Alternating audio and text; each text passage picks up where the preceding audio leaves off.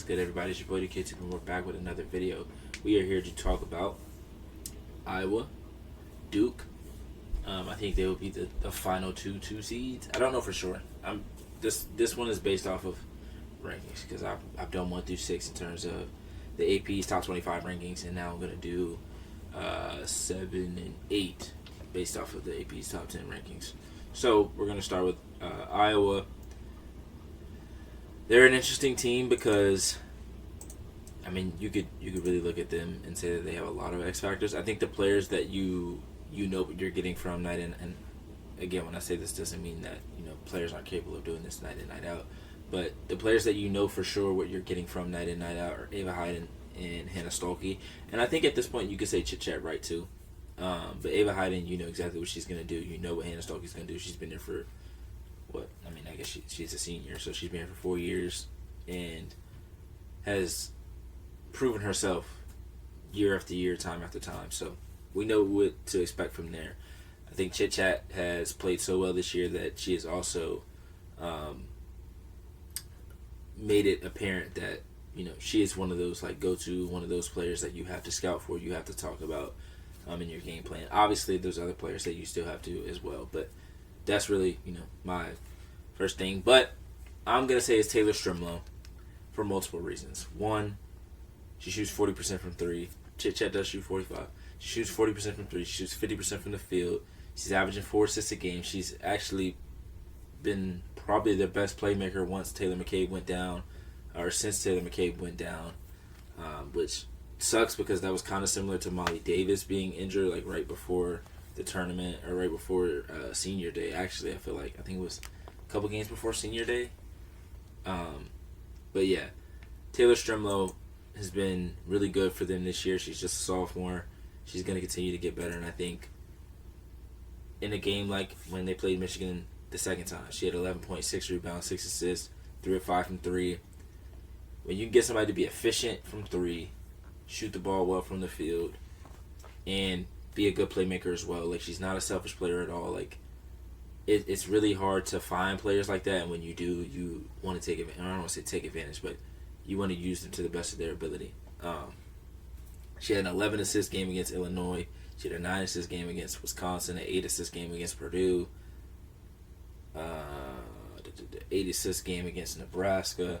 So she's been able to do multiple things. She can play the point guard, she can play the off guard, shoot the 3. She's good out in transition.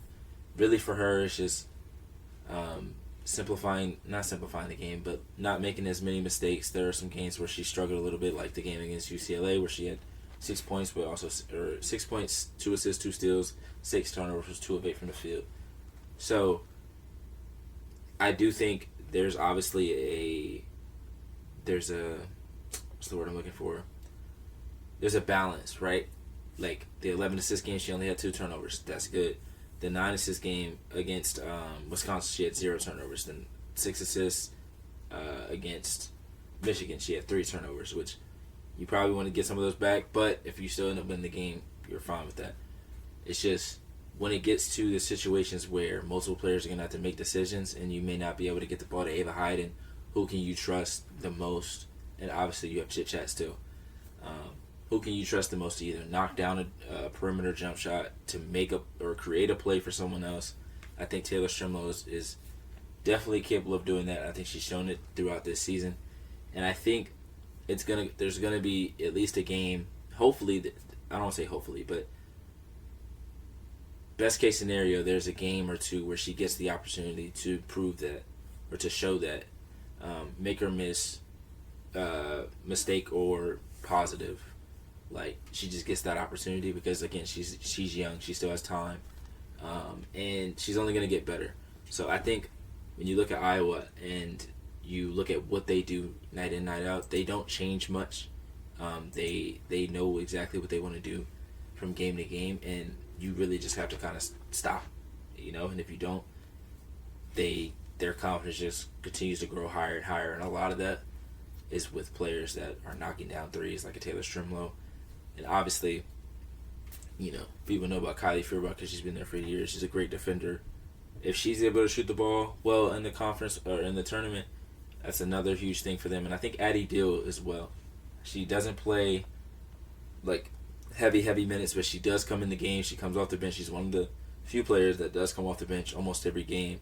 So she's also a player that has the ability to score at a high level when given the opportunity. So there's going to be a potential for her to step out and make some plays as well. We have Duke, who is another one of those teams that has they have multiple X factors. For me, I believe Delaney Thompson and Riley Nelson are both the X factors for them because they do. I won't say they do two different things, but they bring two different things to the table. Delaney Thomas is super versatile. Averages 10.6 rebounds. We'll round up. Say she averages 2 steals. She's 60% from the floor, 72% from the free throw line. Whoa. She's able to score in the paint. She's athletic. She can score in transitions. All the different things that you want a player to do, like offensive rebounds, hustle, guard one of the best players, like all those different things Delaney Thomas does really well. And on the other side, but on the other hand, you have Riley Nelson, who has averaged 9 points, 3 rebounds, 2 assists, and is shooting 36% from 3. Now, Toby Fournier, Tiana Mayer, and Ashlyn Jackson all shoot 32 to 35% from 3. But I think there's a difference between their shooting and Riley Nelson shooting. And percentages might not say that, but I just feel like the most dangerous shooter on the team, when you look at it, maybe Ashlyn Jackson because of where she shoots from, or where she's capable of shooting from, but with the efficiency, she shoots 35% from the field. So I think some teams will be okay with her, shooting those deeper ones if they're, depending on the day. Riley Nelson, I think that's a player that you cannot leave open. I think that's a player that can hurt you. The last game, no, not the game before last, right? Which game was it where she hit? What game did she hit those clutch shots? Yeah, it was the semifinal game against. Wait, hold on. No, it was against Louisville. Wow. What? Hold on, bro. Okay. It was Louisville. Doesn't matter. She had some big shots in that game. Hit two big threes actually. She hit a three in regulation and overtime. So big shots there. She shot 4-14 from the field, but I think if you can get those two big threes, you're not looking at that 4-14 as much. Obviously, you want it to be a little bit better than that, but she has shown that she's capable of scoring in double figures almost every game, and she was a huge part of them going on the run that they went on in the ACC play. She had 23 points against Georgia Tech. She had 18 against Pitt. She had 17 against Belmont. She had 15 against San Diego State. South Dakota State. Why did I say San Diego State? 13 against North Carolina, 13 against Louisville, 16 against Wake, 13 against Florida State, 13 against North Carolina again. So I think typically what happens with Duke is they struggle in the half court a little bit, and a lot of times when you struggle in the half court, it's because of something that you're missing. And typically that is 3-point shooting. If Riley Nelson is able to shoot the 3 ball the way that she's been able to this year and has in some big settings and some big games, I think that opens the door even more for this team because we know they're a great defensive team. We know what they do to other teams to opposing offenses, but can they keep their offense going long enough to stay in the game, or can they just flow through and just play a really good brand of basketball on both sides of the floor?